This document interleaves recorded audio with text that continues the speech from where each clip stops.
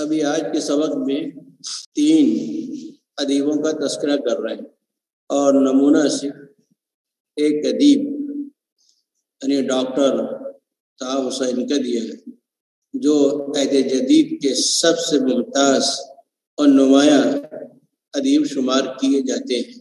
وہ الگ بات ہے کہ ان کے جو نظریات تھے، افکار و خیالات، وہ اسلامی تعلیمات سے ہم آہنگ نہیں ہیں، اس کو جاننے کی ضرورت بھی ہوتی ہے، لیکن زبان و بیان کے اعتبار سے، اسلوب ادبی کے اعتبار سے ان کی کوئی مثال نہیں ہے، اور انہوں نے اپنے اسلوب ہی کی بنیاد پر یا ذریعے اپنے خیالات اور اپنے افکار، خاص طور پر مغرب سے اپنی مرحوبیت کا تذکرہ، اور پھر اپنی قوم امت عربیہ و اسلامیہ کو کھلی دعوت کہ وہ کلی طور پر یورپ کی نقالی کریں اگر وہ دنیاوی ترقی چاہتے ہیں، اس کے علاوہ کوئی اور راستہ نہیں ہے۔ یہ ان کے فکر کا لب لباب ہے، اور اس کی وجہ بھی ہے کہ یہ اتنا مرعوب کیوں ہوئے، تو اصل ان کی جو تعلیم ہوئی ہے، خاص طور سے باہر جو یورپی معلمین، مفکرین، فلاسفہ ہیں، ان لوگوں نے ان کی تربیت کی، جرمنی میں رہے ہیں، تو ان لوگوں نے خاص مقصد کے یہ تیار کی تھی، اور جس ماحول میں ان کے نشو و نما ہوئی، پروان چڑھے، خالص یورپی اور مغربی ماحول، جو دین بیزاری بلکہ دین سے نفرت اور کراہیت کا ماحول ہوتا ہے۔ اور یہ لازمی چیز ہے کہ انسان جس ماحول میں پروان چڑھتا ہے، اس کے درد و پیش کے جو احوال ہیں، اس کے جو معلمین و مربین ہیں، وہ جس خیال کے ہوتے ہیں، طالب علم کو اسی نہج پر تیار کرتے ہیں۔ حالانکہ ان کو بعد میں احساس ہوا تھا کہ ان سے غلطی ہوئی، اور لندن سے پرچہ نکلتا تھا رسالۃ الاخوان کے نام سے، اس میں ان کا انٹرویو بھی آیا تھا۔ انہوں نے لکھا تھا کہ اگر حسن البنا سے پہلے ان کی ملاقات ہو گئی ہوتی تو اس کا امکان تھا کہ وہ یہ راستہ اختیار نہیں کرتے جو راستہ انہوں نے اختیار کر لیا تھا۔ حالانکہ بہت سی کتابیں بھی ان کے تعلق سے لکھی گئی ہیں، تو مؤیدین بھی ہیں اور مخالفین بھی ہیں۔ ایک کتاب ڈاکٹر وجندی کی ہے، تحت رایۃ المیزان، اس میں انہوں نے ان کے افکار کا جائزہ لیا ہے۔ اس پر تو سب کا اتفاق ہے کہ طه حسین ناقل افکار المستشرقین الى العالم العربی، کہ جو مغربی مستشرقین ہیں، دانشور مفکرین، ان کے جو خیالات اور افکار تھے، رجحانات، یہ اس کے ناقل ہیں، یعنی انہوں نے عالم عربی میں ان افکار و خیالات کی اشاعت اور ان کو عام کیا ہے۔ سب سے پہلے ذکر یہاں پر ڈاکٹر احمد امین کا ہے۔ آپ اس کتاب میں تو آپ دیکھ رہے ہیں کہ ان کا یہاں ذکر گویا کہ ادبا کی فہرست میں ہے، کہ جب آپ اس موضوع پر کتابیں پڑھیں گے، عہد جدید کی تاریخ ادب، تو اس میں احمد امین کا شمار ادبا میں نہیں، مورخین اور محققین میں ہے، اس لیے کہ ان کے وہاں جو علمی اور تاریخی پہلو ہے وہ غالب ہے، اسی وجہ سے ان کا شمار ادیبوں میں نہیں کیا جاتا۔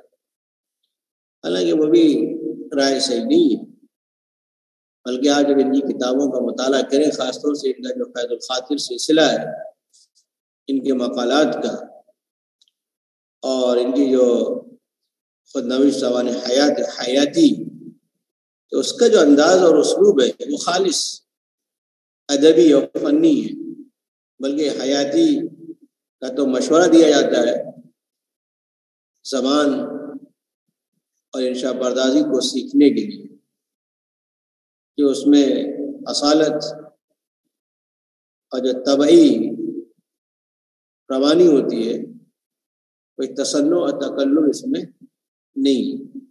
تو جو اس خیال کے لوگ ہیں ادب اسلامی کے خیال کے کہ ادبی شہپارہ کہیں بھی ہو وہ ادب کہلائے گا، چاہے مادی ادب کی کتابوں میں ہو ادبی ادب، اور چاہے وہ سیرت و سوانح، تاریخ، تراجم، حدیثی کتابیں ہو، اچھے نمونے ملتے ہیں، اس میں تاثیر و قوت ہے، تلاوتی دلکشی، جمال ہے، تو اس کا شمار ادب میں ہونا چاہیے. یہی نقطۂ نظر ان لوگوں کا ہے جن کو فضلائے ندوہ کہا جاتا ہے، یہاں کے فارغین جن لوگوں نے تحریک بھی شروع کی رابطہ ادب اسلامی. اسی لیے ان کا شمار یہاں پر ادیبوں کی فہرست میں ہے. ایسی محمد حسین ہیکل ہے، ان کو تو سبھی ادیب مانتے ہیں، لیکن یہاں پر نمونہ نہیں دیا گیا بلکہ ایسی کتابوں کی طرف اشارہ کر دیا گیا ہے، اس لیے کہ ان کو وہ شہرت نہیں ہے جو شہرت طه حسین مربوطی وغیرہ کو حاصل ہے. وقتص دکتور احمد امین لنفسه اسلوبا طبيعيا بناه على الواقعية والسهولة والمطابقة. ڈاکٹر احمد امین نے اپنے لیے ایک طبعی اور فطری اسلوب اختیار کیا ہے جس کی بنیاد حقیقت پسندی، سلاست و روانی اور مطابقت پر ہے. مطابقت کے دونوں مفہوم ہیں، جسے ابن قتیبہ نے لکھا بھی ہے کہ احسن الکلام ما طابق لفظہ معنیٰ، کہ اس میں لفظ اور معنی میں مطابقت. اب ایک جملوں کے اخیر کے اعتبار سے بھی اس میں ایک وزن اور قافیے کا احساس ہوتا ہے. والعذوبہ، اور ایسے ہی اسلوب بیان معافی ضمیر کی ادائی کا جو انداز ہے اس کے اندر چاشنی اور حلاوت پائی جاتی ہے. یعنی چاشنی حلاوت مطلب اسے انسان کو مٹھاس محسوس ہوتی ہے اور کوئی ناگواری دشواری نہیں، اچھا ایک لطف آتا ہے. ایسی ان کے اسلوب کو پڑھنے سے اختیار کرنے میں ایک خاص طرح کا لطف محسوس ہوتا ہے. اور یمثل اسلوب الادبی، ان کے ادبی اسلوب کی نمائندہ کتاب سو اماء الاصلاح ہے. حالانکہ یہ عہد جدید کے جو قائدین ہیں، مفکرین و دانشور، مصلحین و مجددین، ان کا تذکرہ کیا ہے. اسی کا کچھ حصہ آپ کے مطالعے میں بھی ہے. زائمان حرکت الاصلاح، حالانکہ وہ کتاب موقع ملے اس کتاب کو بھی دیکھنا چاہیے. ایسے ہی یہ کتاب حیاتی ہے، الذی هو خیر نموذج لکتابات الطبیعیہ السہلہ، جو کہ ان کے فطری اور رواں تحریروں کا بہترین نمونہ ہے. اس میں کوئی تصنع، تکلف یا بناوٹ نہیں، اصالتاً وہ ایک نفس کو آزاد چھوڑ دیا، جو بات ذہن میں جیسے آ رہی ہے اس کو لکھتے و بیان کرتے چلے جاتے ہیں. ایسی ایک تیسری کتاب فیض الخاطر ہے، وہ مجموع مقالات ہی و خواتر ہی، جو کہ ان کے مقالات اور ان کے خیالات کا مجموعہ ہے. تو 11 جلدوں میں بہت اچھی کتاب ہے. اس سے بھی لکھنے کی صلاحیت اور ترجمانی کا بہترین ملکہ حاصل ہوتا ہے اگر اسے قاعدے سے تلخیص کے ساتھ اس کا مطالعہ کر لیا جائے. خواتر کہتے ہیں خیالات، افکار، احساسات، تاثرات، ولو مؤلفات علمی یا مفیدہ. ایسی ان کی ان ادبی کتابوں کے علاوہ ان کی چند مفید علمی کتابیں بھی ہیں، اور ان میں سے اکثر کتابیں تاریخ کے موضوع پر ہیں، جیسا کہ فجر الاسلام، ضحی الاسلام، سار الاسلام. یہ تاریخ کا بہترین سلسلہ ہے. اس میں پوری اسلام کی علمی فکری تاریخ بیان کر دی گئی ہے۔ عموماً دیکھیں اسلام کی جو تاریخ لکھی گئی ہے وہ سیاسی ہے، حکومت، اقتدار اور فتوحات۔ اسلام کا یہ پہلو دبا ہوا تھا۔ اسلام یا اس کے ماننے والے مسلمانوں نے دنیا علم کو کیا دیا ہے، علمی اعتبار سے ان کی کیا ترقیات ہیں، یہ پہلو دبا ہوا تھا۔ تو ایک منصوبے اور ایک خطے کے تحت یہ کتاب لکھی گئی تھی، اور یہ کہا جاتا ہے کہ ہر عہد کی کچھ مشہور و ممتاز کتابیں ہوتی ہیں۔ اس عہد کی جو ممتاز کتابیں ہیں، جو ایک اسلامی داعی، مفکر، دانشور اور مصلح کے لیے ضروری ہے کہ وہ معلومات حاصل کریں، ان کتابوں میں سے ایک کتاب جن کا یہی سلسلہ ہے، فجر الاسلام ضوء الاسلام، اور دوسری کتاب جو عہد جدید کے ممتاز کتابوں میں ہے، ماذا خسر العالم بانحطاط المسلمین، شیخ ابی الحسن۔ تیسری کتاب سید قطب شہید کی ہے، العدالہ الاجتماعیہ فی الاسلام۔ چوتھی کتاب تاریخ و تشریح اسلامی یہ مصطفیٰ عودہ کی ہے۔ یہ بہت اہم ترین کتابوں میں ان کا شمار ہوتا ہے۔ بعض لوگوں کا خیال یہ ہے کہ مصطفیٰ رفاعی کی جو کتاب ہے، مصطفیٰ سباعی السنہ و مکانتها فی التشریح الاسلامی، یہ بہت اہم ترین کتاب ہے، جس میں انہوں نے مستشرقین کے جوابات بھی دیے ہیں۔ اس لیے اس کا مطالعہ بھی انتہائی ضروری قرار دیا جاتا ہے، تاکہ آپ کے سامنے جو لوگ ہیں، مخاطب ہیں، اس ماحول میں آپ کو کام کرنا ہے، یا شکوک و شبہات اٹھائے جاتے ہیں، مسلسل پیدا کیے جا رہے ہیں، اگر آپ ان سے واقف نہیں ہیں تو پھر آپ مخاطب کو مطمئن اور قائل نہیں کر سکتے۔ تو ممتاز الاستاذ محمد حسین ہیکل، ایسی محمد حسین ہیکل ہے جن کی وفات 1956 میں ہوئی، حالانکہ ان کی ولادت 1888 میں ہوئی تھی۔ یہ ممتاز ہیں فکری اور تاریخی تحریروں میں، وامتازت کتابات بحیویت التعبیر والاتصال بالتحلیل ودقت فی الوصف، اور ان کی تحریروں کا امتیاز یہ ہے کہ اس میں بیان کی حرارت، نشاط پایا جاتا ہے۔ حیویہ کہتے ہیں حیات بخش چیز، کہ زندگی کو محمیث ملے، اور تحریر و تزیین میں اعتدال، تناسب کا خیال، اور وصف نگاری میں باریکی۔ جو تعبیر استعمال ہے گویا کہ وقت اور زمانے کا ساتھ دینے والے، فرسودہ تعبیرات نہیں، اور جب کسی موضوع پر تبصرہ کریں، اس کا تحریر و تجزیہ کرتے ہیں، تو اس میں کوئی تعصب جانبداری نہیں، بلکہ اعتدال اور توازن اور تناسب کا خیال رکھتے ہیں، اور جب کسی چیز کی بندہ نگاری کریں، بیان کرتے ہیں، تو بہت ہی باریکی کے ساتھ اس کے تمام پہلوؤں کی عکاسی ہو جاتی ہے۔ وَلَهُ مُؤَلَّفَاتِ فِي تَارِيخِ عَدَدٍ مِنَ الشَّخْصِيَّاتِ الْإِسْلَامِيَّةِ الْكُبْرَى، ان کی عظیم ترین اسلامی شخصیات پر ان کی کتابیں بھی ہیں۔ خود حیات محمد اس کا ذکر یہاں پر ہے، تو آپ پر بھی ہے، بعض صحابہ کرام پر بھی، اور دیگر شخصیات پر بھی۔ ان کی اہم ترین کتابوں میں حیات محمد اور منزل الوحی۔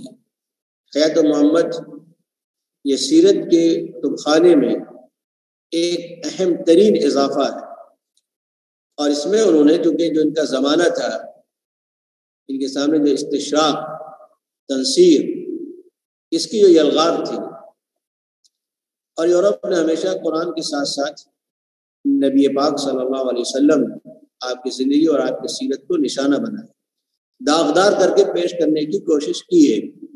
وجہ یہ ہے ایک مومن کے لیے حب نبوی اس کا بہت ہی اہم سرمایہ ہے، سب کچھ برداشت کر لیتا ہے لیکن محمد صلی اللہ علیہ وسلم کی شان میں گستاخی کو برداشت نہیں کر سکتا۔ کہ جب بھی کوئی ایسی بات سامنے آتی ہے تو پورا عالم اسلام بڑھ اٹھتا ہے اور ان کے اندر ایک جوش۔ تو ان کے بھی ایک سازش تھی کہ آپ کی زندگی کو نعوذ باللہ ایسے بنا کر پیش کیا جائے جس سے جو عظمت، احترام اور تعظیم کا تصور ہے وہ ختم ہو جائے، نئی نسل کو ہے کہ متنفر ہو جائے کہ ایسی شخصیت کو ہم کیوں نمونہ بنائیں۔ تو جو ان کے مستشرقین کے اٹھائے ہوئے شکوک و شبہات یا ان کے الزامات ہیں، افتراءات، اس کا بہت بہترین علمی اور تحریری انداز میں اس کا جواب دیا ہے۔ یہ اس کتاب کی بہت افادیت ہے۔ منزل الوحی یہ ان کا سفر نامہ ہے۔ جب مدینہ منورہ اور مکہ پہنچے اور دیکھے تو اپنے تاثرات کا اظہار کیا ہے، مشاہدات، تجربات اور تاثرات، اور ان کے بیان میں وجدان اور شعور زیادہ کام کرتا ہے۔ ان دو کتابوں کے علاوہ ان کے حکایتی، ان کے قصے اور ناول بھی ہیں، اور علمی اور سیاسی مقالات اور ان کے مضامین بھی ہیں۔ اما دکتور طه حسین فقط اقتبس من طریقة الجاهز تنویعه بحروف الجر واستدراج۔ جہاں تک ڈاکٹر طه حسین کا تعلق ہے تو انہوں نے جاہز کے انداز اور اسلوب سے تنویعه، حرف جر کے ذریعے سے کلام میں یا تعبیر میں تنوع پیدا کرنا اور اس کے استدراج یعنی اس کے تفصیلی پہلو کو لیا ہے۔ استدراج کہتے ہیں طول دینا، تفصیل سے بیان کرنا۔ لیکن اس میں یہ ہے کہ ایک موضوع کو بیان کر رہے ہوں، وہ مکمل نہ ہو تو دوسرا موضوع چھیڑ دیں، وہ مکمل نہ ہو تو تیسرا موضوع چھوڑ دیں۔ تو جاہز کا انداز یہی تھا، ایک بات کہہ رہا ہے اس کو چھوڑ کر دوسری بات میں داخل ہو جاتا ہے۔ پھر 60 صفحے بعد کہتے ہیں کہ نرجع الی ما کان الماضی اب الصفحات السابقہ۔ تو اس میں بھی ہوتا ہے خلط مبحث ہونے کا خطرہ رہتا ہے۔ نوعہ کے بعد تنوع پیدا کرنا، یعنی فعل ایک ہی ہے لیکن حرف جر کے بدلنے سے معنی بدل جائیں۔ جیسے کہتے ہیں قام بھی، فعل تو قام ہے، صرف قام یقوم، قومن، قیامن، کھڑا ہونا۔ اب قام بھی آ جائے باقی سے تو معنی بدل جائے، انجام دینا۔ اور کام اگر اللہ کے ساتھ آ جائے تو کسی کے خلاف جانا، اور اگر لام صلہ لہو آ جائے تو کسی کے حق میں کھڑا ہونا، تائید کرنا، حمایت کرنا۔ تو لفظ ایک ہی ہے لیکن حرف جر کے تنوع استعمال سے معنی میں تنوع پیدا ہو جاتے ہیں۔ وَأَخَذَ مِنْ غَيْرِهِ، اور جائز کے علاوہ دیگر کے انداز اسلوب ضرور نے عبارت کو حسین و دلکش بنانا اس کو اختیار کیا ہے، جیسا کہ ابن امیر کی حمایت ہے، سعید بن ہارون کی حمایت ہے۔ ما سہولت و اتناب، اس کے ساتھ ساتھ ان کی عبارت میں سلاست اور سہولت اور تفصیل بھی ہے۔ زائدین دو اگر نہ بھی ہو تب بھی کام چل جائے، یعنی اس کی ضرورت نہیں۔ وجہ کیا ہے؟ یہ نابینا تھے، دیکھ سکتے تھے، املا کراتے تھے عام طور پر، اور املا کرانے میں اس کا پورا امکان ہے کہ بات طویل ہوتی چلی جاتی ہے اور تکرار بھی ہوتا ہے۔ جب انسان دیکھتا ہے، دیکھ کر لکھتا ہے تو اندازہ ہو جاتا ہے کہ کوئی لفظ مقرر تو نہیں آ رہا ہے، بات مقرر تو نہیں ہے، بولنے والا بولتا رہتا ہے، دیکھ نہیں پاتا ہے۔ فَلَمْ تَخْلُ طَرِيقَةٌ مِنْ خُضُوعٍ لِلْأُسْلُوبِ الْعُرُوبِّ الْحَدِيثِ، اسی کے ساتھ ساتھ ان کا انداز بیان اور اسلوب یہ نئے یورپین اسلوب کی تابع داری سے خالی نہیں ہے۔ یہ جو یورپی انداز تھا اس کی گویا کہ محاکات، اس کی نقالی اور تقلید صاف طور پر نمایاں ہوتی ہے۔ جو یورپ کا تحریری، علمی اور تعلیلی انداز اس کو اختیار کیا۔ ان کے اسلوب کی نمائندہ کتابوں میں میراث الاسلام، الفتنۃ الکبریٰ، الہامش السیرہ، مستقبل الثقافہ فی مصر، الایام، ادیب، شجرۃ البوس، یہ کتابیں ہیں۔ میراث الاسلام میں اسلام میں عورت کا جو تصور رویہ اس کو بیان کیا ہے۔ فتنہ کبریٰ وغیرہ میں تاریخی عثمان جانوں کی شہادت اور اس کے بعد کے واقعات، الہم سیرہ جو سیرت پاک کو بیان کیا ہے۔ یہ کتاب بھی بہت عمدہ ہے کہ اس میں جو اس نے انداز اختیار کیا ہے یعنی اتزان والا ہے، سیرت میں کوئی داغا نہیں کیا، اچھے بس اس میں تھوڑا سا ناول کا انداز پایا جاتا ہے۔ یہ کتاب بھی بہت عمدہ ہے۔ اور مستقبل ثقافہ مصر، یہی وہ کتاب ہے جو فساد کی جڑ ہے، جس میں انہوں نے کھلے طور پر صاف لفظوں میں یورپ کی 100% نقالی بلکہ کہتے ہیں اندھی تقلید کی دعوت دی ہے۔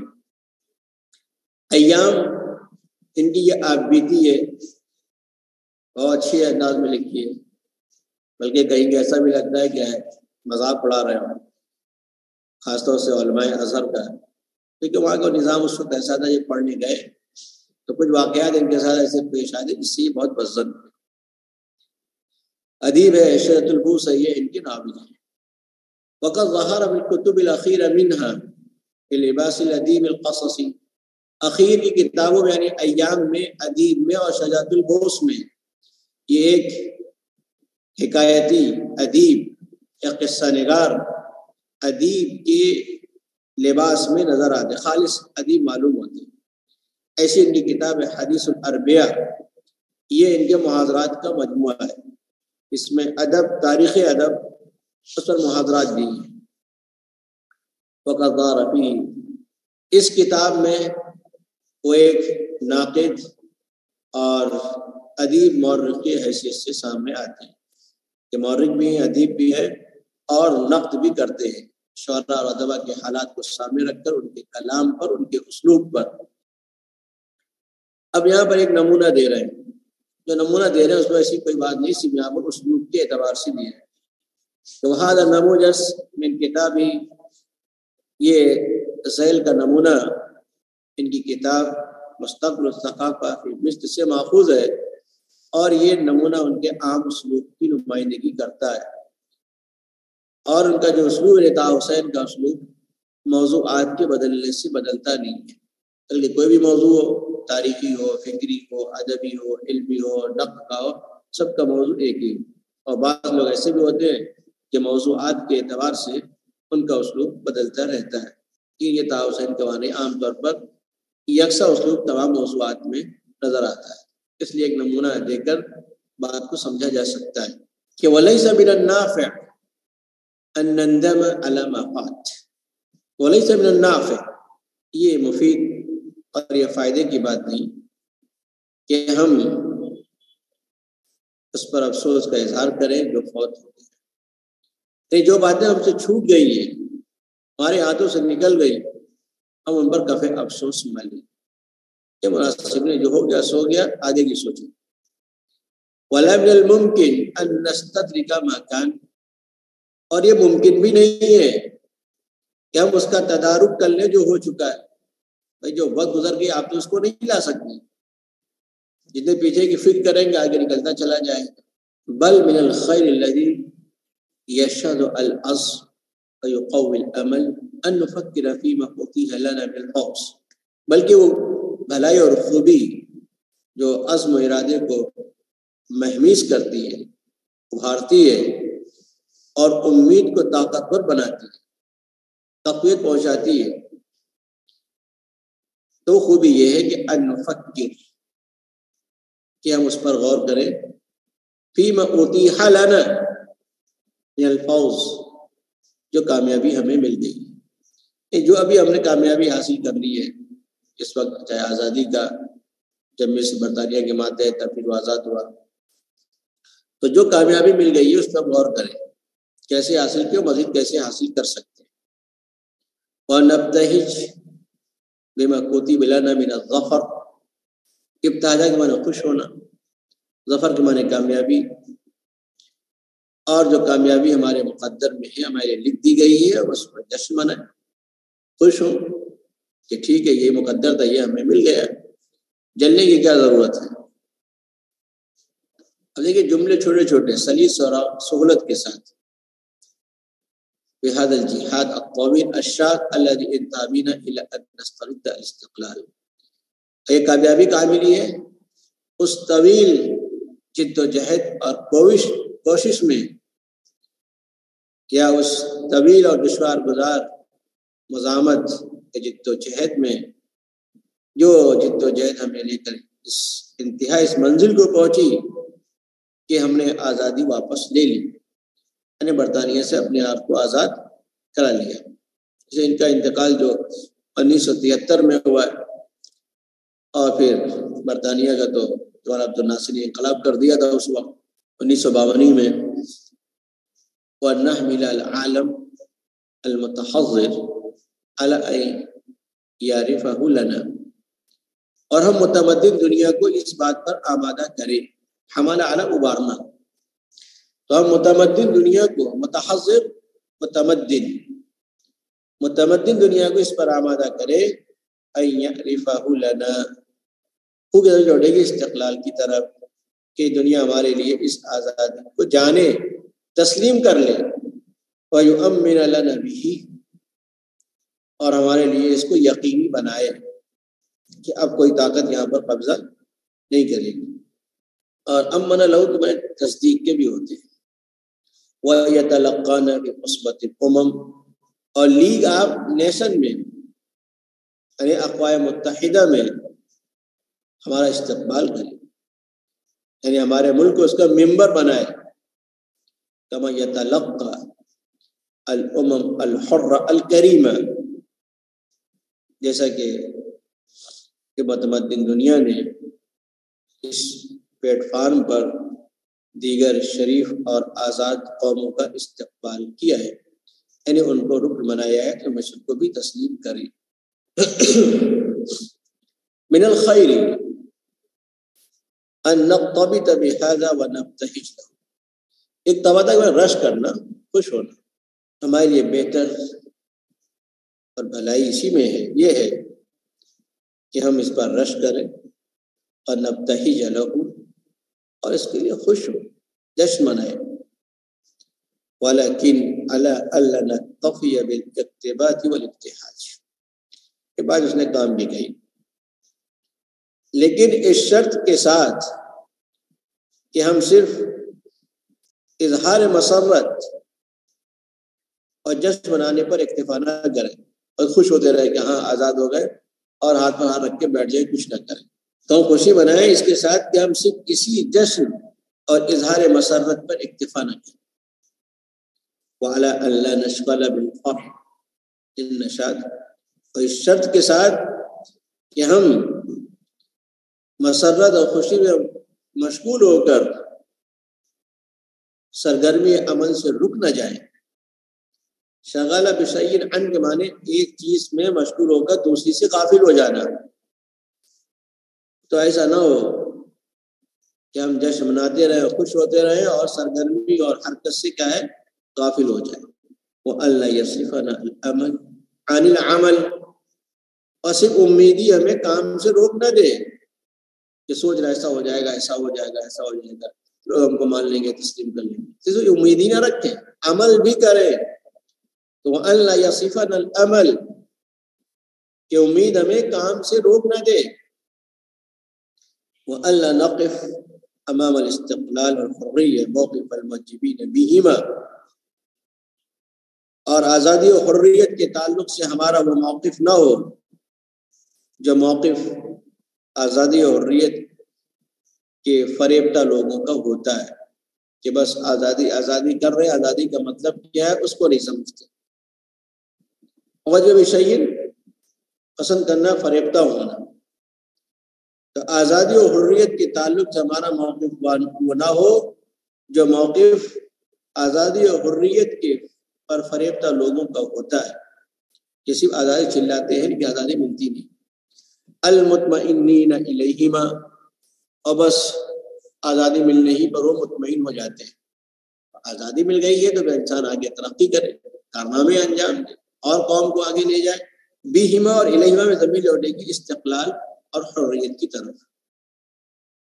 انما ناخذہما کما تاخذہما الامم الراقیہ، بلکہ ہمیں چاہیے کہ ہم بھی آزادی و حریت کو ایسے ہی لیں جس طریقے سے ترقی یافتہ قوموں نے ان کو اختیار کیا ہے کہ الا انہما وسیلۃ الی الکمال، کہ یہ دونوں چیزیں کمال تک پہنچنے کا ذریعہ ہیں، وسبب من اسباب الرقی، اور یہ دونوں چیزیں ترقی کے اسباب کا ایک سبب ہے۔ ترقی حاصل کرنے کے اور بھی اسباب ہیں، ان اسباب میں سبب کیا ہے؟ آزادی اور حریت بھی ہے، تو اس سے فائدہ اٹھائے۔ لا یکفان عن العمل، یہ دونوں باتیں کام سے، کارکردگی سے، سرگرمی سے روکتے نہیں ہیں، انما یدفعان الیہ، بلکہ یہ دونوں چیزیں عمل پر آمادہ کرتی ہیں، ابھارتی ہیں۔ دفع الیہ الگ معنی ابھارنا، آمادہ کرنا۔ ولا یحدان العمل، اور یہ دونوں چیزیں امید کو روکتی بھی نہیں ہیں۔ حد تک معنی روکنا، منع کرنا، یہ ایسا نہیں کہ ہم کوئی امید نہ کریں، آرزو نہ کریں، تمنا نہ کریں، کر سکتے لیکن عمل بھی کریں۔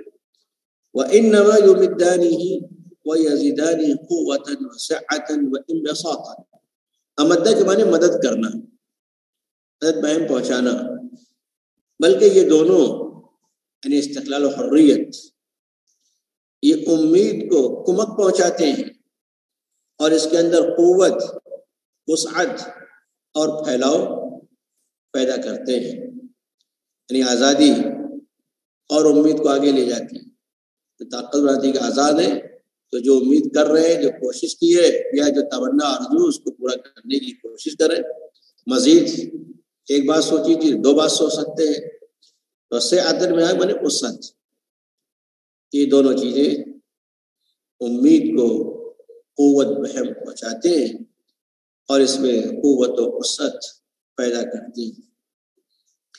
تو یہاں پر اس نے جو بات کہی وہ تو بات تو فکری اعتبار سے غلط ہے، لیکن ہمیں یہاں دیکھنا یہ تھا جو اوپر بات کہی تھی کہ سہولت کے ساتھ اور عبارت میں کوئی شعور نہ ہو یا اس میں کوئی تاقید غموس نہ ہو، سلاست اور روانی ہو، جملے چھوٹے چھوٹے ہوں اور اتناب بھی، یعنی ایک بات اس نے کہی تھی جملے میں ادا کیا ہے، ایک معنی بلیغ افراد ہے، ایک اتبتا ہے، ابتہاجہ ہے، فوز ہے، ظفر ہے، سب کے معنی ایک ہی ہیں، لیکن ایک معنی کی ادائیگی کے لیے کئی الفاظ اور تعبیرات بھی ہیں۔ والتزم الاستاذ احمد حسن زیات، ایسے ہی احمد حسن زیات جن کی وفات 1968 میں ہوئی ہے، انہوں نے وہ انداز اختیار کیا جو صاحب ابن عباد نے تحریر میں انداز اختیار کیا تھا، جس کا نمونہ آپ نے عالیہ ثالثہ کے نصاب میں پڑھ لیا۔ ووافق لون کتابتی لون ابی منصور الثالبی صاحب الکتاب یتیمۃ الدہر، ان کی تحریر کا رنگ و آہنگ ابو منصور ثالبی کے طرز تحریر سے ملتا جلتا ہے، جو کہ یتیمۃ الدہر کے مصنف ہیں۔ بلکہ بعض لوگ یہاں تک کہتے ہیں کہ زیات کی جو کتاب ہے تاریخ و ادب العربی، اس میں جو معلومات دی ہیں بالکل انداز اور تمام معلومات وہی ہے جو ابو منصور ثالبی نے یتیمۃ الدہر میں ذکر کیا ہے۔ تو یہ ہوتا ہے جب انسان کسی کو بہت زیادہ پڑھتا ہے اور ہم آہنگی پیدا ہو جاتی ہے تو اس کے افکار و معنی کیا ہے، الفاظ و اسلوب بھی یعنی کبھی تو اختیار کرنے پر اور کبھی بے اختیار بھی در آتا ہے۔ وَيَكْفِي لِلْإِطِّلَاعِ عَلَىٰ طَرِيقَةِ كِتَابَتِهِ مُطَالَعَةُ مَجْمُوعِ مَقَالَاتِ بِوَاحِدِ الرِّسَالَةِ، زیات کے اسلوب سے واقفیت کے لیے ان کے مجموعہ مقالات واحد الرسالہ کا مطالعہ کافی ہے۔ یہ 2 جلدوں میں وہ اچھی کتاب یہ بھی ہے۔ وَلَقَدْ أَصْدَرَ مَجَلَّةَ الرِّسَالَةِ، زیات نے ایک ماہنامہ الرسالہ بھی جاری کیا تھا، اور بقیہ یحرر زمن اللباس بھی، ایک لمبے عرصے تک وہ اس کی ادارت کرتے رہے، اسے نکالتے رہے۔ وَأَصْبَحَتْ مِنبَرًا يَبُثُّ مِنْهُ عَدَدٌ مِنْ خَيْرَةِ كُتَّابِ عَصْرِ، اور یہ رسالہ ایک بہترین اسٹیج بن گیا تھا کہ جس کے ذریعے سے ان کے عصر کے چنندہ، خیرہ کے معنی چنندہ منتخب ادبا اپنے افکار اور اپنے احساسات اور خیالات کو عام کر رہے تھے۔ وقت احتجبت اخیراً فی عہد الثورہ المصریہ، لیکن جب مصری انقلاب ہوا تو اس زمانے میں پرچہ بند ہو گیا۔ احتجبہ اے امتناع عن الصدور، ایسے کہ ان کی شاندار کتاب تاریخ الادب العربی اور نقد ادبی کے موضوع پر بھی ہے۔ تو خاص طور سے ان کا جو یہ کتاب واحد الرسالہ ہے، یہ چھوٹے چھوٹے مضامین ہیں، وہ بھی خاصے کی چیز ہے۔